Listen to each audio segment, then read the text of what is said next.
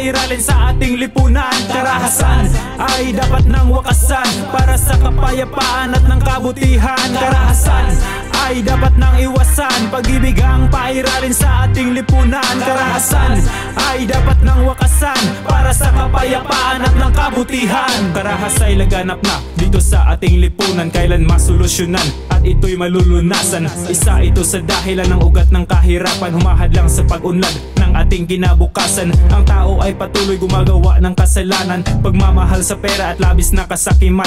Wala nang pakialam sa kanilang inaapakan, gustong makuha lamang ang kanilang inaasam. Sa mundo natin ngayong puno ng kasamaan, pawang kasinungalingan, puro nakarumihan, kaliwa at kanan na awayan at kaguluhan. Kailan ba mararanasan ang tunay kapayapaan? Kriminalidad at droga'y talamak sa ating bayan, at abuso sa mga inosenteng kabataan, pananakit at pag-api sa mga kababaihan, pagbanta at pagpatay sa walang kalaban-laban. Karahasan ay dapat nang iwasan, pag-ibig ang pairalin sa ating lipunan. Karahasan ay dapat nang wakasan para sa kapayapaan at ng kabutihan. Karahasan ay dapat nang iwasan, pag-ibig ang pairalin sa ating lipunan. Karahasan ay dapat nang wakasan para sa kapayapaan at ng kabutihan. Pinasukan ng maling daan at nalulong, nakagawa ng kasalanan kaya siya'y nakulong.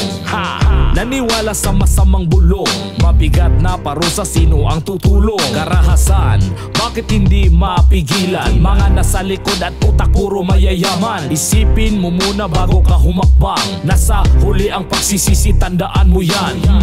Mga pangarap na hindi natupad dahil sa droga, ngayon nasira ang utak.